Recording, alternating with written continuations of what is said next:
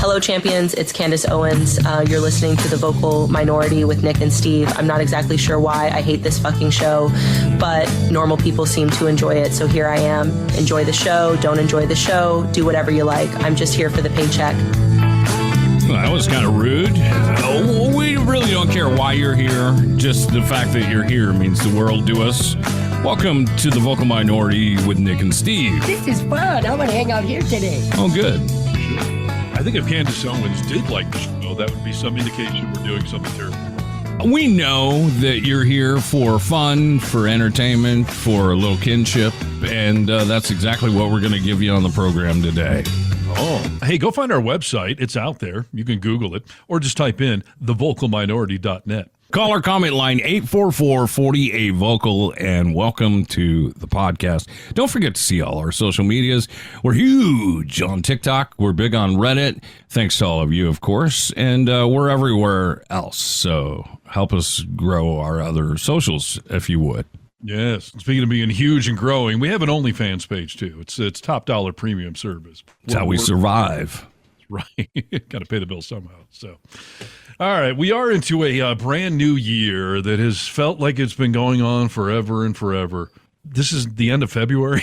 It doesn't seem right. We've become dogs, right? Because every day of our life is a week to a dog. And so I feel like we've kind of gone into that role. Yeah, that's fair. And I suppose this episode will be posted on Friday, which is still February. It's the last day of the month because it's a shortened month. Nothing feels shortened so far in the year 2025. Especially my boner. That's right. Nothing can keep that down. No. You know, we talk a lot about how technology is advancing, social media, destroying our attention spans and everything else. And there are a lot of modern marvels that we're experiencing right now. I will stick with my contention that we are in the sweet spot of AI.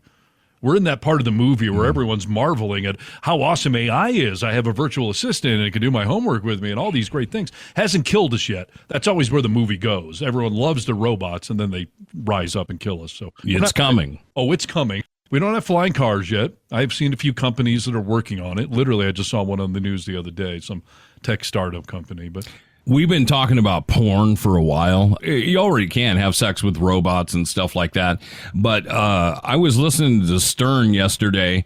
He said, even if you're having self-pleasure with yourself and you put this VR headset on, the porn I was watching was a girl riding you.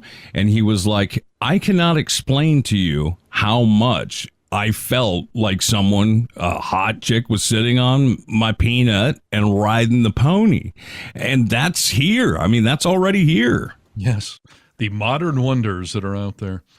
And I question, is that masturbation? Is that cheating? I don't think so. I mean, it's definite masturbation because you're the only one touching anything. But yeah, I don't think it's cheating. Where do we draw that line? Does the thing have to have a soul in order for it to be cheating? Because you're visualizing it in much more detail than your spank bank can ever do. Where does that line get drawn? I don't know. I can tell you this. I mean, I can't imagine myself ever using that. Can you? I mean, I'm either going to get with my wife or I'm just fine with the old masturbation. I mean, how can you? Some things are just as good as they get. It can't be better, right? Interesting. I guess I haven't experienced it to speak from firsthand knowledge. But, you know, I can tell you the dating world is not fun. I've been divorced for over 5 years now, and, you know, I've shared on this show that I've had some ups and downs in the world of dating, and not all of them are good. And part of me wonders, like, if I had some state-of-the-art sex bot, would I have just given up on dating? It's been like, screw it, man. Like, I'm paying for one meal only. I don't have all this stress and aggravation. I don't have people destroying me emotionally, financially, or anything else. Like, I don't know. You've already sort of have that relationship with your motorcycle. I mean, the way that you dirty talk her and call her your girlfriend. So, I mean, yeah, I could see you doing that if things went a different direction and you didn't meet a lovely person. Yeah, maybe you'd be having sex with a robot. Yeah, I have a good human version of a robot. It's a human, and so I'm happy with that. But I wonder, if I never, or if I just kept having, dead end after dead end. Like, I don't know. There was a line in my old band that always resonated with me. She can make me come, but I'd rather do it myself. And it was just that moment of like, is it worth the stress and the hassle? Like, just jerk off and then enjoy the rest of your night. Sometimes that's the best option, right? Sometimes it is. So anyways, this tees up a topic of technology out there right now. And I found this article. The headline is useless things that we're still stuck with in 2025 for no good reason. And I wonder, are we actually stuck with these things? Are they just hangovers? And is there maybe a good reason we're still stuck with some of them? Yeah, stuck with is kind of an odd word because, I mean, if we're still using it, we still want it, right? There's nothing better. You would think. The law of supply and demand and all that stuff. So, and like I said, there's several of these I think we're going to disagree with that we're still stuck with. The first one on the list, fax machines. Is anyone really still using a fax machine? I will tell you that at my business, I threw out the fax machine a couple of years ago because no one was using it, and I was paying for a phone line for it. Here's the thing. For people that still require a fax, like send me a fax, it's all online now. You can just send a fax online. You scan it in and it faxes it over. I don't know why you wouldn't just say email me the document. Faxing seems very odd.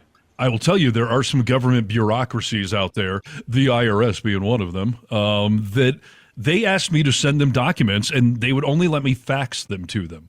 And I even told this agent I was working with, and this was several years ago, and I was dealing with the whole disaster after my divorce. I told him, like, I can do an e-fax and fax it to your thing, but why can't I just email you an attachment? Right. And they were saying, like, it's our government systems. We're not allowed to open attachments and emails, so you have to fax us these highly vital documents that we want from you. Let me get in my Model T. I'll drive over to Kinko's and send you a fax. Like, we shouldn't be faxing at this point. I think it's pretty ridiculous, and I don't feel like I'm stuck with fax machines. No. This article says fax machines still haunt many offices, refusing to fade into obscurity. Their clunky presence serves as a frustrating reminder about data technology. I mean, like I said, there are some bureaucracies that still want faxes, but I don't know what the hell other business out there does. How can you not say send me an email like you just said? Like, I'll just get it in an email, dude. No, it's weird. How about this one? You may have a slightly different opinion on it. The checkbook. I haven't written a check in eons. Personally, I've not had a personal checkbook in forever.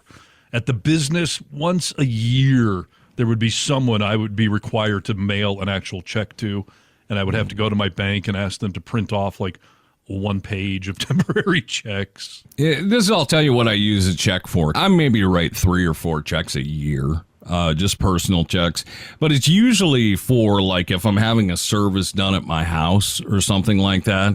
I don't have $800 in cash or something like that. And the problem is if you're like, oh, PayPal it to me, well, that cuts in 3%. To the people. So they're like, can you write me a check? Yeah, I'll write you a check. I've got a checkbook around here that I probably will never have to get another one because I write so few of them. But I got a checkbook hanging around. That's a somewhat valid point. Because again, as someone that's been running a business for years, credit cards do suck. It's very convenient to pay something with credit cards. But if you're a business owner, they do take a percentage. It's usually 2 to 3%, which maybe on a $50 purchase is not a big deal. But if someone's spending $3,000 with you, $10,000 with you, like, that does add up. And I will tell you, every business owner hates American Express. Yeah. They take, I think it's 5 or 6% off the sale because they offer all these perks and rewards to the user, but it's the business that is covering those added bonuses you're getting. Yeah, and there's a lot of businesses that just won't accept it. They'll take MasterCard and Visa, maybe Discover, but they won't accept American Express, and that's for that reason. It's expensive for the business. Yeah, and some people will charge a credit card processing fee, which I always thought was kind of petty. But again, I get it. You're taking 3% out of my pocket, so I'm going to charge you, the customer, 3% if that's how you're going to pay. But I just got a new deck. We redid our decks, and then when I was paying that guy, I started out, he was like, yeah, just PayPal me or whatever, or send me a Venmo. And it was a good amount of money. And I was paying him in installments because he was a smaller company. As he did the work, he needed money to keep going.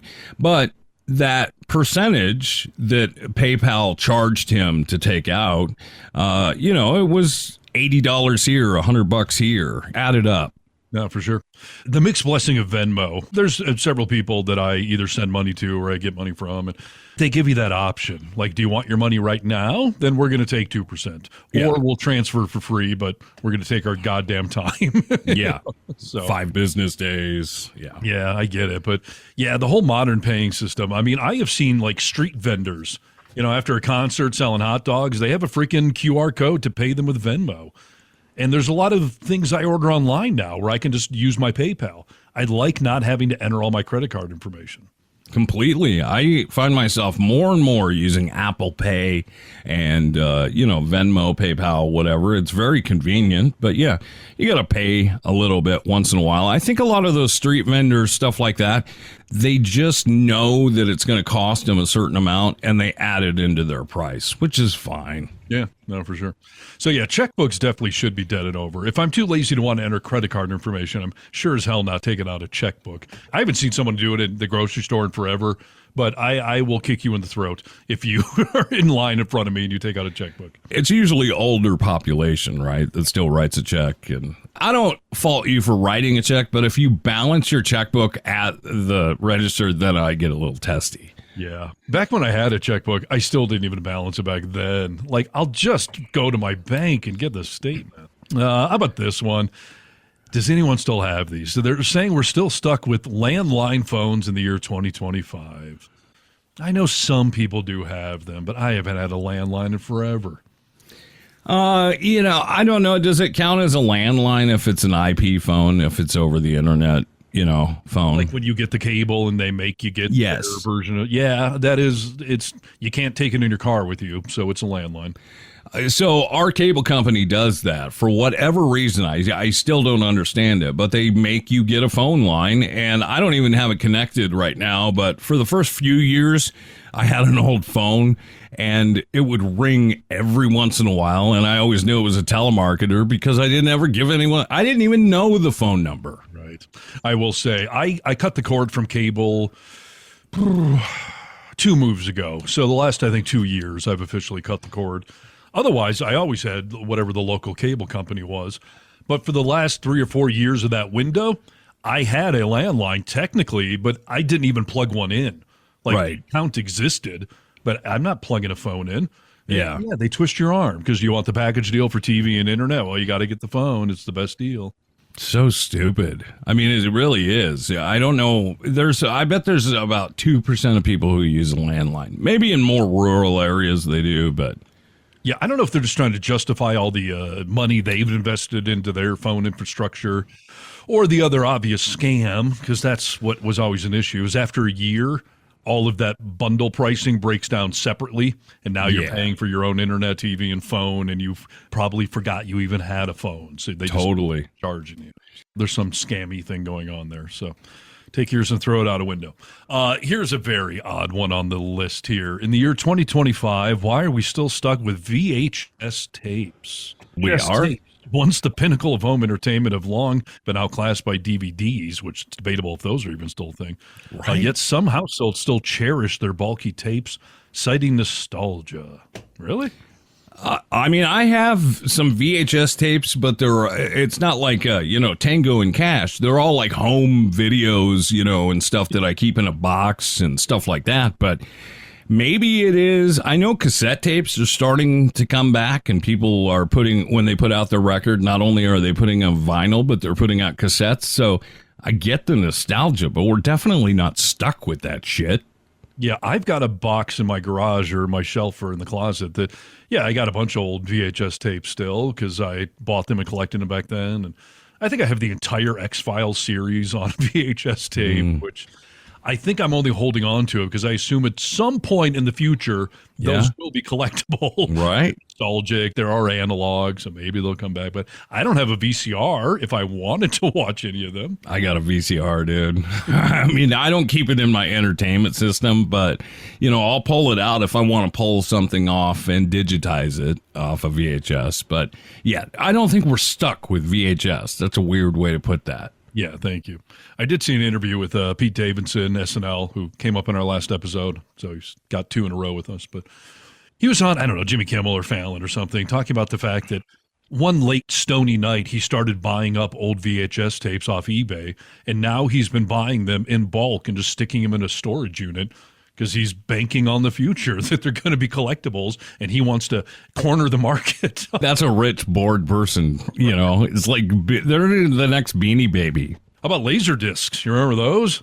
My brother-in-law was such a huge advocate of laser discs, like the digital sound and quality, but you would have to flip the fucking thing over halfway through the movie. We were just talking about that with Kennedy because she said, "Oh, I had Laserdisc. I remember watching this on Laserdisc." I'm like, we weren't rich enough for a Laserdisc. If I saw someone with a Laserdisc, I was like, wow, they have made it, dude. Wall Street fat cat only. Yeah. Yeah. No, a Laserdisc, I mean, that is something that might be worth some money someday. Maybe I should start buying up Laserdisc.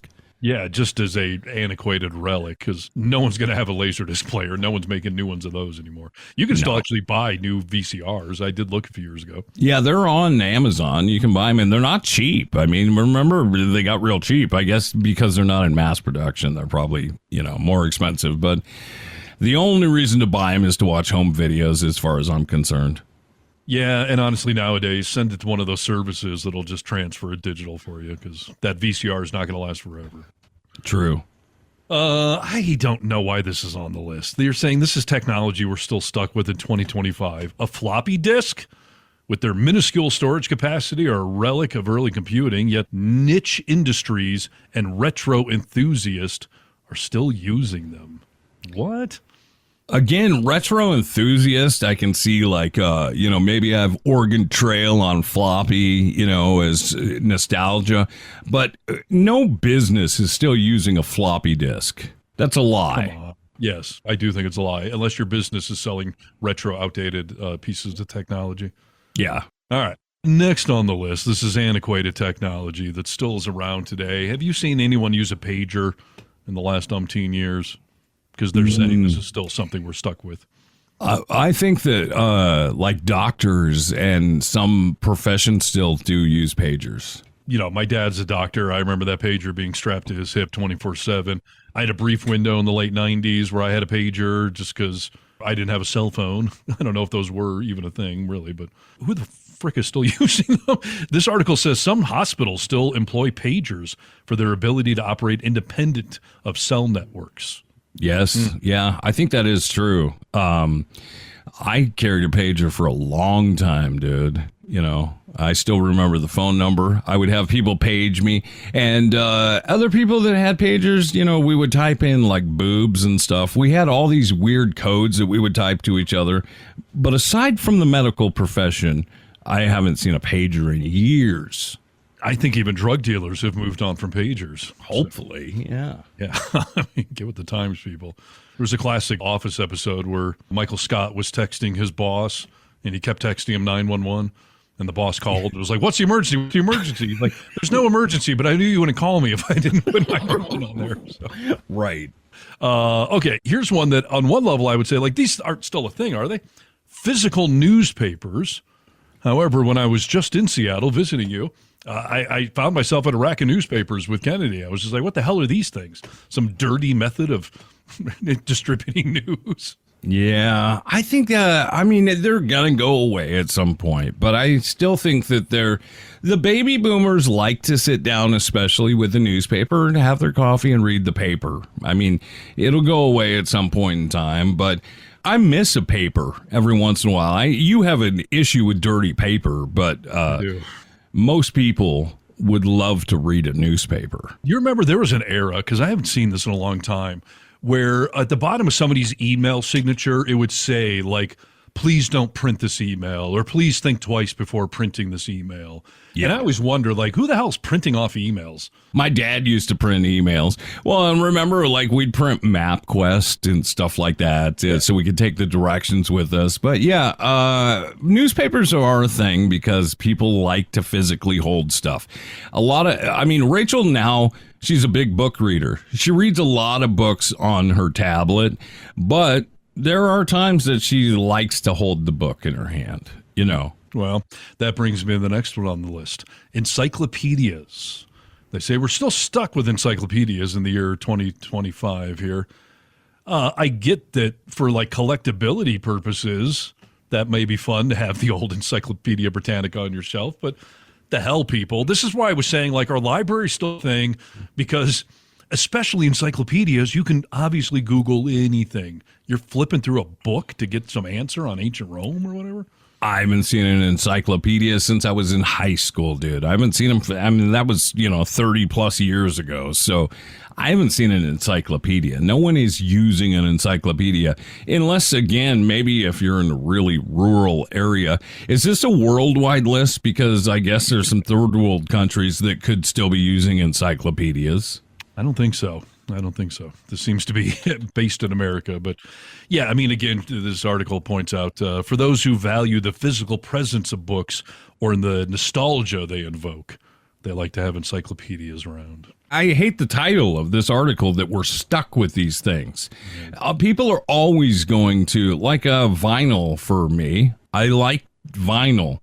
I realize it's not practical. I realize that a lot of people aren't going to use it, but we're definitely not stuck with it. It's something I seek out. Yeah, and I would actually argue, though, when it comes to vinyl, there's a reason vinyl is still a thing. Because analog audio does still sound better than digital. There's a technical reason for that. The waveform on an analog recording is solid. Digital is little dots all connected together. So it doesn't sound quite as full to the human ear. So I get analog, vinyl, and even, like you said, tapes. Like, I can get that.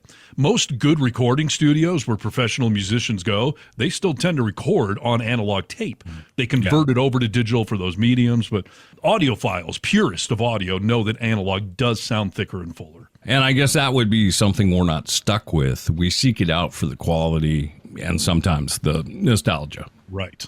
Now, on the other side of this, though, film cameras, they're saying we're still stuck with. And I know there's a tipping point here where film purists were still saying, like, it's a better quality than your crappy digital camera. But now digital cameras, especially even the ones on your smartphone, I mean, they far surpass film as far as the pixelations and the HD quality and obviously the convenience. Yeah, I think if you look at film as an art form, like some people like to shoot on film because it does have a whole different look to it. But as far as being stuck with it, we're definitely not stuck with it. Everyone's got a camera in their pocket now that's unbelievable. No, it's definitely a choice. I saw this funny picture. It's a meme going around now, but it was saying, it was a picture of a hummingbird like doing a nosedive into a pond. And this wildlife photographer had spent years trying to get the perfect picture of the hummingbird right as its beak is about to pierce the surface of the water. Right. And he published this thing as like years of trying to get that perfect picture. And the comment that is circulated on the meme was like, yeah, I do that. I could do that with my digital camera. I just go frame by frame and then just, do a screenshot of right exactly where it is at. Yeah. So I agree. I love the live picture option because, you can go frame by frame and get the exact thing. So it is a little fun. Come on. Manual typewriters are on the list. Again, this is freaking nostalgia. No one uses an actual typewriter anymore. I got a typewriter. Yes, and how often are you typing on that? Well, I don't type on it. It's just for looks. Yeah, it's a collectible, right? Yeah, right, yeah. I have seen some keyboards, though, that, they're for computers, but they're set up like a typewriter. Like they have little physical buttons sticking up that you clunk up and down. That would be maybe kind of fun, but an actual typewriter? People like the feel of, that extra stroke that goes down. A lot of people don't like keyboards. So, yeah, that'd be fun. I like that. Did you take a typing class in high school? I did. I was not very good at it. I don't like how you're technically supposed to type with like all four fingers and you keep them anchored in the middle. I'm pretty good with my two fingers, and I've gotten through life okay. Is that how you type? You don't lay your hands out on it? No. I mean, it's funny. As a guitar player, I should be good at that sort of thing, but I never took to it. So, no, I'm doing two fingers, and I type decently fast. Yeah. No, I guess a lot of people do. But if you took a typing class, you would know that that is not the way to type. People can type so fast. I type 60 words a minute. That used to be a big brag. I'll watch Rachel type because she types so much. She has to write so much. But she types so fast. It's unbelievable to me that I don't have near the dexterity or the mental agility to type fast like that. It is still a brag to me. How many words a minute do you type? Yeah, no. I was talking with a web developer over in India recently who it was just clicking away. Like, he's really fast. He said there's some game online now for coders that you're basically, it's like a race car or something, and the faster you type, the faster the car goes, and you go all these points. And he said it's a training thing that he spends hours every week just click, Really? Yeah. It's nerdy. I will say, I've noticed I still feel like I type with my two fingers at the same speed I always have, but my spelling errors have gone off the charts. So I don't know if I'm just gotten sloppier or if I'm just mental decline, I'm switching letters around. Because I type a paragraph and it's just red line. Right. Yeah. Or it's fat fingers. I don't know. My fingers are very thin. Thank you. They are. You've got very healthy fingers. Yeah. I always know when you've been drinking because when you text me, I'm like, I got to fucking figure this out. I have no idea what he's trying to say. That's funny. That is a good indicator because the next morning I've read a lot of my text to you on Drunken Nights where I'm just like, wow, he speaks drunk harness very well. Yeah. It takes some time, but yeah, I get through it. All right, another one here. Things we're stuck with in the year 2025. Quill pens. Who the hell's stuck with a quill pen? Dude, this is not a real list. I mean, people just put a bunch of old shit on a list and said we're stuck with it. I have never seen anyone write with a quill pen in my life. Well, you apparently don't hang out with what they call calligraphy enthusiasts and history buffs. They're the ones keeping it alive still. The quill pen is the one with the feather on it? Yeah, that you dip in a little inkwell. All right. So I had a doctor that I saw for years, and I kind of got to know him, and he enjoyed writing calligraphy. But, he would buy Mont Blanc pens that were, very expensive and stuff like that. None of them had a quill on the end of them. That's not a real thing. This is ridiculous. This is founding father stuff. So yeah, we're stuck with them. They say we're also still stuck with payphones. I haven't seen a payphone in a millennium. I mean, I've seen some that are the shell of what used to be a payphone, but a real payphone? My brother's got one in his basement that he, put up for like fun man cave type stuff. But out in public, once in a while, I'll see a full working payphone. And it's so rare that I always make a comment like, there's a payphone over there. Yeah, I wonder if it actually still works. I mean, who's he walking around with a pocket full of quarters to use it? It's true. And I've never picked them up because I always thought payphones are so filthy, dude. Oh, yeah, for sure. You remember in the early days of the vocal minority when we were just doing this on the radio back in the early 2000s, Nick and I I don't know where we found this. It was somewhere online, but we found a directory of the payphones in Seattle. And Nick and I would just sit around in the middle of the night, just dialing payphones, waiting for someone to answer. And 9 times out of 10, no one answered. But every now and again, someone did. Hello? Who is calling this payphone? Yeah, I do remember that. I think my favorite one, we got a TSA it was pre-TSA. It was a security guard at SeaTac Airport that was sitting there late night and no one was at his line and a freaking payphone was ringing. So the guy wouldn't answer it and it was us. And we interviewed the guy for like 20 minutes. It was a pretty good conversation. I do remember that. Yeah. Boy, that's been a long time ago. We used to call people on payphones. Right. He talked about finding women's vibrators. That was, I think, the big takeaway I got. Yeah. Fun stuff.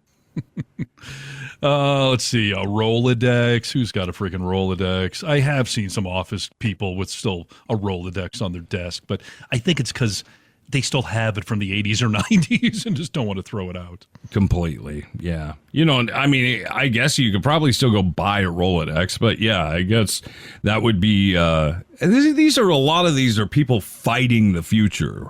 Right. This, yes, you're right. This is a lot of just nostalgia is what I'm picking up on all these things. How about a portable DVD player? That would actually make a little more sense than a regular DVD player if you're traveling, but... Remember when it used to be a big deal when you could take a portable DVD player on a plane?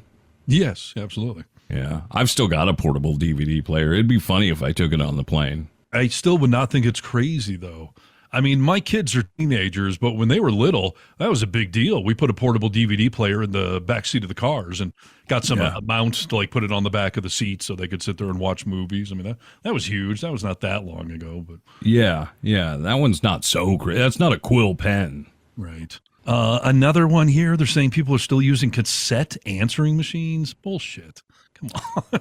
Dude, I would love that. If I could find a cassette answering machine, I would buy it. For what? Your landline you don't have? That's a good point. I don't know what I'd hook it up to, but I think I have a landline. I just have to get a phone, and I start giving that number out. Yeah. How about a pocket calculator? I mean, I use calculators all the time, but on my iPhone or on my laptop, I'll pull up the calculator, but an actual physical calculator. You know, there's a few people in the Diamond District in New York that I follow, mainly for their watch sales. I seem to just see them using actual calculators a lot when they're doing deals and stuff, or car dealers, stuff like that. But yeah, for me, only iPhone. Yeah, I agree. This was an interesting realization when my kids went into school. And I was just talking to Kennedy about this. I missed the memo where we don't tell kids to sit Indian style anymore. It's now called crisscross applesauce. They're told to sit. That's right. You missed that memo, huh? I did. Like, it makes sense. I get it. But I remember, like, one of the first times I took one of my kids to preschool or whatever, and the teacher told them, like, sit crisscross applesauce. I was like, what the hell? Did you just say my kid? Yeah. Oh, Yeah. I guess we can't call it Indian style. That's right. Okay. Yeah, that's no good anymore. Chalkboards. Are you aware? Schools don't use chalkboards anymore. What, do they use a whiteboard? Either a whiteboard or most of the schools I've been into around here have giant virtual chalkboards where it's a smart screen that they can write on, they can project on, they can do PowerPoints, they can play movies on it. Like every classroom in my kid's school has one of these smart boards. Does the teacher still stand up and write on the smart board, or do they sit at their desk and write on their tablet? They can do both, the ones I saw. Yeah, they can sit at their desk. And I have heard some criticisms from people I know that work at administration level at schools nowadays that they've had to tell teachers, do not sit at your desk in the back of the room and just draw on the smart board. Like, get up in front of the class, draw on it, or draw, and then go up and point out. Like, engage, right. Yes, exactly. Also, we used to have to write something on the chalkboard 100 times, like I won't eat in class, I won't, or stuff like that. Or if I got in trouble, I had to clean those erasers. You're going to stay in from recess and clean the erasers. It was, chalkboards are filthy also. It's funny. The beginning of The Simpsons, Bart is still drawing on that chalkboard every episode. Right, yeah, because he's in trouble, dude. Yes. These are things that we're still stuck with in the year 2025 for no good reason. Okay, here's the first one on the list that I'm going to say, like, yeah, we're still stuck with these, and what would the alternative be? Cigarette lighters. How the hell else am I supposed to either light a cigarette, a bowl, a candle? Is there some other form of flame I'm not aware of? Also, it's actually just a lighter, right? Because you light everything with them. You light a fire with them, a candle. They're just lighters. Yeah, I don't know. You want to go back to matches? Do you want to go back to rubbing sticks together? Like, I don't think it gets any better than a lighter. I saw a funny video the other day that you never know if these things are real or not, but it was filmed so poorly that I got the impression it was legit, where a guy is going to light birthday candles, and he takes out a match, and he's like, matches are so dumb. You still have to use a lighter to start the match.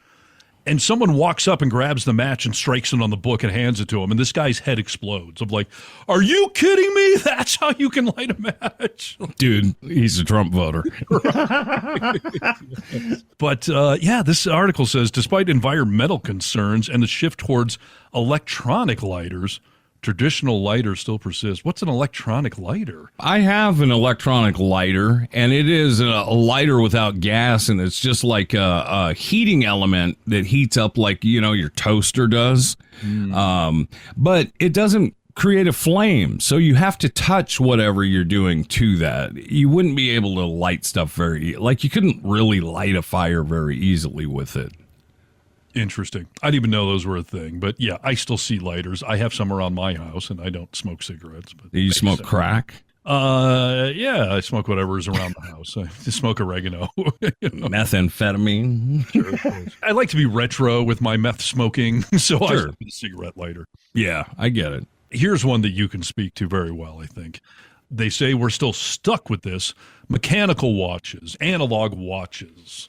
We're still stuck with them. Let me tell you, shut your fucking mouth for a minute, okay? Listen, we are not stuck with mechanical watches. We have the privilege of still having mechanical watches are a work of art, dude. I mean, if you ever take a peek into a mechanical watch, that is something that is we're not stuck with. It's an art. Yeah. I've been struggling because prior to the Apple Watch I'm wearing currently, I had gotten some nice watches, and I still have one that I really like, and it's it's the big face, big metal watch or whatever. I think it's like aluminum or what was it, titanium and rose gold or something. Like, it's a nice watch, and I have noticed myself, like if I go to a business meeting or something where I want to look more presentable or adult or whatever, I will wear that old school watch on purpose. Even though the Apple Watch is probably cost as much, if not more, than some of those watches, and it is a sign of the times. But it's just a black cube sitting on my wrist. It does not look as impressive.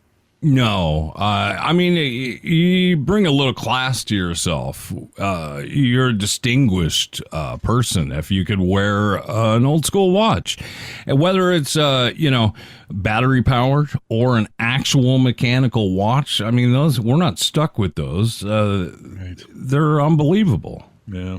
It's a weird transition because forever digital watches like Casio watch, that was just it looked down upon by everyone. But yeah, now we're in this era of smartwatches, and smartwatches aren't going away. But yeah, I have a lot of respect for the old school watch still. Yeah, no, for sure. I take that one off the list. We're not stuck with it. We're lucky to have it. How about print catalogs? You ever get those things anymore? I know somebody had just announced they were going to, like, I don't know, Sears or somebody, like, we're going to print a catalog again. And they were kind of doing it for that retro appeal. I would love to have a print catalog. I'm a member at Costco, and they send out the Costco Connection. It's more of a magazine than it is a big thick book like a Sears catalog. But whenever I get it, I look through it. So I like a catalog, and I don't know if it's just because I grew up with them that I still like it. But yeah, I like a catalog. Well, you need something to jerk off to when you can't find porn, right? So. Yeah, I told Rachel when we were looking to actually order like an old Christmas Sears catalog, you can buy them off like Pinterest and stuff. That was the first thing I ever jerked off to was that lingerie section in the Sears catalog. Exactly. Do you see the struggles we went through, kids, back in the olden days? You have no idea. Right. The last one I will mention on my list here of technology we're still stuck with nowadays. This one does bother me. Ceiling fan pull chains. Now, I will tell you, I'm in a brand new house here, and the fan in the house does have a remote control, but it also still has the pull chain, as most ceiling fans do. But I hate them because, A, I never know which one's the light, which one's the fan, and then you're in this mystery loop of, did I click it too many times, not enough times, you stand there for 5 minutes, is that fan slowing down or speeding up? Like, yes. I do hate them, and they snap off a lot, too. Yeah, I just installed the ceiling fan in my house maybe like a month ago, and it doesn't have any chains on it, and I couldn't reach them if it did because it's up high on a vaulted ceiling. I do wonder what had happened if, the remote stopped working. I wouldn't be able to turn my fan off. I'd have to find another remote, I suppose. You have to go to the circuit breaker or something. Yeah. Build the power to it. But, yeah, well, all right. So there you go. Chain pull fan thing, still a thing. Well, some of the things that we talked about on that list, like we said, people seek these things out because they want to live their life to their best ability and enjoy themselves. We're not stuck with a lot of these things. Which brings me, Stephen, to my next point of an article that I received. This is signs that you're just surviving instead of thriving, truly living. You know what I mean? Okay. I think a lot of people are just surviving and not thriving. That's the goal in life, I think. You know what? As I looked over this list just to peek at it, see if it was show worthy, some of them on here, I even find in myself as they would count for just surviving. So I think it's a good list to look at, maybe to make a change or see something in yourself that you haven't recognized before. So these are all signs that you're just surviving instead of truly living. The first one is constant boredom. Boredom that lingers day after day is often a symptom of a life lacking challenge or excitement. Do you find yourself bored? No, never. I used to historically in life. I got a lot of things going on in this world. I don't have a lot of downtime. I don't watch a lot of TV shows anymore because I don't feel like I have an hour of my day to kind of waste. But there are two elements in my life that are the cure for boredom. And maybe that's why they've become that way. But I remember once one of the guys in the band told me that if you're sitting in a room all by yourself, you'll be completely bored. But if you're sitting in a room all by yourself and you get stoned, all of a sudden you're not bored. It seems quite entertaining and fascinating. And that's not some like stony thing, man. I'm seeing the colors. Just, you got the brain thoughts are going. It somehow is not boring anymore. Yeah, it really does open you up just to think about, we get in these patterns where we think about the same stuff of like, what do I have to do today? I got to wash the dishes. I got to do this. And sometimes when you get stoned, it just lets you think about other things, like how a ceiling fan would work without a pole chain on it. Like you're not bored anymore. I do agree with that. Yeah. I have said for years, the smartphone is the cure for boredom. How can you be bored when you have an active smartphone? You can read, you can listen to music, you can play games. I mean, there's an infinite amount of things on your smartphone that are, of course, a cure for boredom. Sometimes I'll look at my smartphone and I'll be scrolling through mindless bullshit. I'll be like, I'm so bored, like I'm just doing this to fill my mind. So I could still get bored with some of that stuff. I don't get bored very often, but I will say that I have maybe, a day or two a month where I'm just like, it's just kind of a boring day. What'd you do yesterday? It's just kind of a boring day. Just, There are times as an adult that I welcome a boring quote unquote day. Stay home. I'm doing nothing today. That's a real thing, dude. Boredom doesn't have to be necessarily bad. You don't have to be engaged all the time. Sometimes you just need a little mental boredom break. Yeah. In my teens and 20s, I remember constant windows where I'd be like, God, I'm just freaking bored. But I don't recall the last time I thought to myself, I'm bored, because there's a zillion things you could do. So that's true.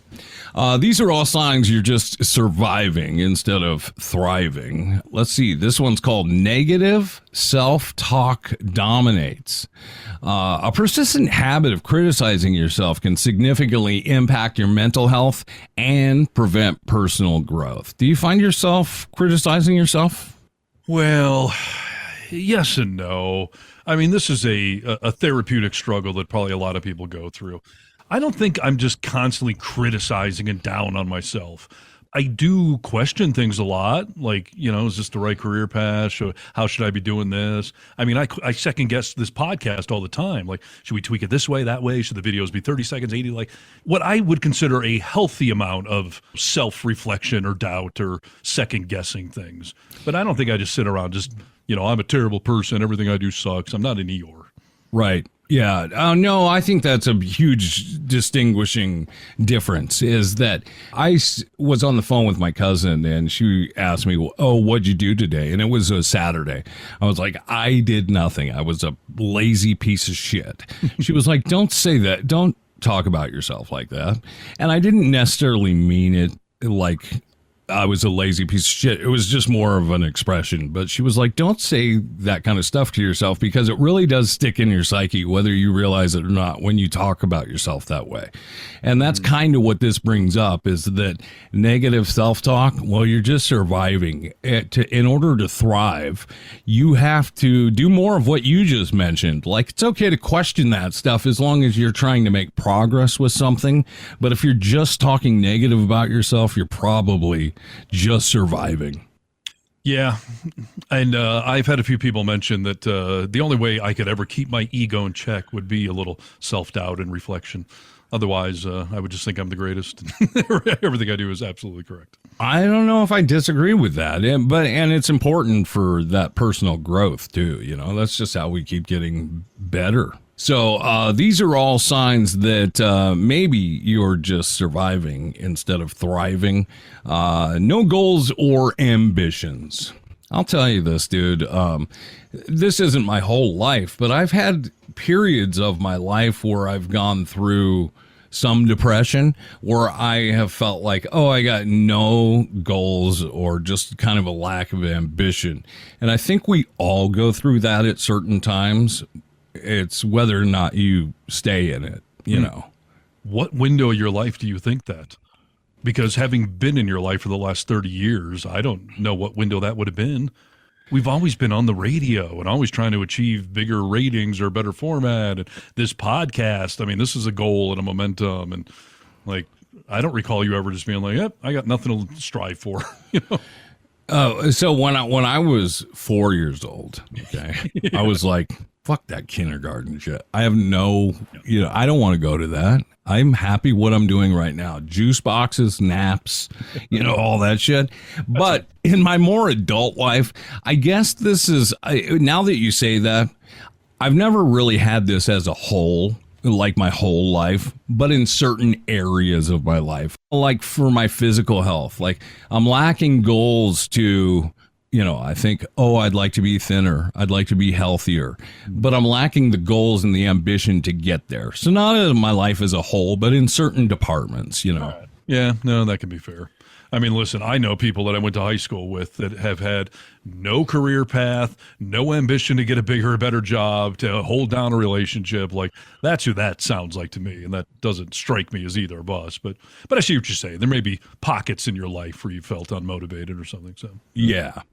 This is a list that talks about, are you living your life wonderfully or are you just kind of surviving? Come with me. Routine becomes monotonous. Your routine in your daily life just becomes humdrum. It's one thing, on Thursdays it's Taco Thursday. Right. You ever feel that? Yeah, that's a good question. I am extremely routine oriented. And I think to some extent, running a business, running your career, and being a parent, if you're not routine oriented, I don't know how you would manage any of that crap. And kids need a little structure and routine like that. So I have often said that if you just pick a day and a time, I can tell you what I'll be doing next week, because I know Tuesdays at 3 I'm doing this, or Saturdays at 5. Like, I don't know. I look at that as a good thing, that there's some structure and flow to my life. I don't know that I've ever felt like it's just monotonous and terrible. Now, like when I was 16 and I was working at a factory on an assembly line and that was a monotonous routine, like, yeah, blow my head off for that kind of stuff. But in my main adult life, no, I think routine's a good thing. So what you're saying is, as long as you like your routine, it's not a bad thing. Yeah. Perception, I think, matters greatly. This article talks about living on autopilot can drain the excitement from your life. Do you still feel like you have excitement in your life? Well, nowadays, I will tell you there was years in my marriage where I felt like that was sort of on autopilot, and I don't think it was as fulfilling, and probably added to the eventual divorce and whatnot. So, yeah, there are times where being in a rut can probably not be good, but just my life in general, I don't feel like that. If I didn't like my routine, I would change it. Yeah, well, that's because you're thriving, not just surviving. This is the list that tells you whether you're doing those things. And by the way, I'm thriving, but I'm barely surviving. So maybe I'm doing something wrong. That's all right. As long as you're thriving, dude, I don't think it matters. How about this one's an interesting one, because I can see some people like to be social. This says avoiding social interaction. And I know for a fact that there's social interaction that both of us avoid. Is that because we're just surviving? It's a great question. That's something an extrovert would say, that you're not thriving because you're not a social butterfly or whatever. Like, some people are introverts, and that's not necessarily a terrible thing. What you're doing with your introverted time might be, are you just sitting around binge drinking? Or are you sitting around doing hobbies and riding dirt bikes or whatever? Like, are you doing something good with your alone time? So I don't know. That strikes me as something a arrogant extrovert would say. Yeah. One thing that it does make me think about is having been someone that works at home by myself, there have been times that I'll look and I'll be like, oh, I miss the days of going in and interacting with people and having a think tank, having different people to play off your ideas that I might find stupid that I can make fun of. Like I do miss some of that social interaction. Yeah. And maybe that interaction is what they're talking about, because that kind of stuff inspires me to thrive instead of just survive. Yeah, that's fair. I am an introvert, and so is Kennedy, but that doesn't mean we don't ever go out and socialize or don't go to work functions. You may not do it as much as some other people, but if you're not doing any of that stuff, I would say it's a little unhealthy. But if it's tipped more towards introvert than extrovert, like, you're fine. This is a list that says, do you survive or do you thrive? How about this one? A lack of meaningful relationships. That would show you to just be surviving. Shallow or absent relationships can leave you feeling disconnected from other people, even from yourself. Meaningful connections provide emotional support, shared joy, a sense of belonging that enriches your life. Yeah, that's a relative to everyone, I think. I know some people that have a huge network of friends, and that's great. My personal Facebook page, I have 200 friends, and of those 200, I probably interact with 50 of them on a somewhat regular basis. But my actual core circle that I routinely interact with is 5. I mean, it's a pretty small list. I have them. So if you're just truly an introvert, that may not be good. But there are people like our old producer or like my mom that have just convinced themselves that I don't really need relationships. Like, I'm perfectly fine living my solo life. And I question if they're truly okay, but they keep telling me they are. It's interesting with our old producer. Like, even if they told us, oh, I'm okay. Like, we could see differently. Like, you are being affected. You're becoming a feral cat. Like, you're not playing nice with others because you don't have any of these relationships in your life. So I think it's important. I don't think you have to have 100 friends that you always, doing stuff with, but I think you should have a core of meaningful relationships, whether it's 2 or 5. Yeah, I mean, otherwise you're the Unabomber living in a shed in the middle of nowhere and you're going to snap at some point. But yeah, I mean, my mom interacts with her, my sisters, her daughters back there, but it's about the end of it, and she claims she's perfectly fine. Are you thriving or surviving? This says if you have little to no physical activity, you're just surviving in life. You're definitely not thriving. Well, our current president then is just surviving. The man who thinks exercising limits your lifespan because what do you say? We're all like a big battery. And we only have so much energy. So if you're just going to waste exercising, you're just going to die early. Yes, you can't lose all the juice. That's so funny. Yeah. I mean, listen, there's a balance to that. I know some people really have to, consciously go do something physically active. And, if you're doing it, if it's conscious thing, well, that's great. But I don't know. I feel like some of my hobbies, like dirt biking or skiing or something, and it keeps me on the active stage, but I'm not doing it for those reasons. But you do get up on your spin bike and keep yourself mentally healthy. I mean, that's a conscious decision. Yeah. I mean, that's exercise. I guess I don't look at it as physical activity. I mean, it is, but to me, physical activity is more something you choose to do as far as hiking or biking or, Yeah. How about if you procrastinate or become lazy, let that take over your life, you're probably just surviving and not thriving. I'd agree with that. Yeah, I mean, it depends. I feel like most people's lifestyles don't really allow them to just procrastinate on everything. I mean, there's got to be some deadline at work or your kid's got to be picked up at some time. So I don't know. It's a fine line between what is procrastination and what is just some terrible introverted behavior where you're just a gigantic slacker. This one says procrastination often stems from fear, a lack of direction, or feeling overwhelmed, which is so true. I mean, I've found myself procrastinating over certain things because, I don't know, I'm sort of fearful of the rejection that I think, I'll probably get this and I'll have to fight for it again. So I've definitely been in that situation. Yeah, I have been a sales manager for years, teaching people how to sell radio and media stuff. And there is a classic thing. It's called paralysis by analysis, where a seller might get themselves all geared up. I've got my list I'm going to call. I've got all my materials ready. And then they just sit there and stare at their computer because they are just so overanalyzing everything that they end up paralyzed. Yeah. That's obviously not meeting any goals or doing any good. So yeah, at some point you may have to kick yourself in the ass. It's funny because, like, every time I've lost several jobs in radio, been laid off. That's just the business. But, my brother said to me one time, like, you've been really good for radio. Radio has not been really good to you. Mm-hmm. And I said, that's 98% of people in radio. You know what I mean? Like, you're going to think about the Howard Sterns. You're going to think about the big people that have, had this long career, but that's most people. But it definitely has. Every time I've been laid off, I think, fuck, man, I got to get up and do this again. Like, I've been knocked down again. That's something about our career path I've lamented on.